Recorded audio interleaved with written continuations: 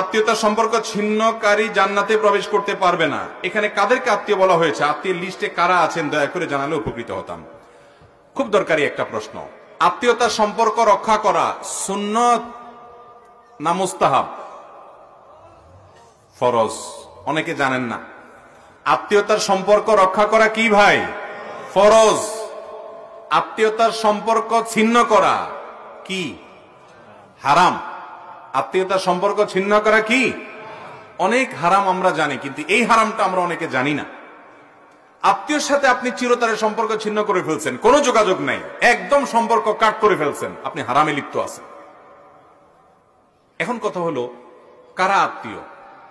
এর উত্তর হলো যে আত্মীয়ের সাথে সম্পর্ক রক্ষা করা ফরজ, সম্পর্ক ছিন্ন করা হারাম, তারা হলো রক্ত সম্পর্কীয় আত্মীয়।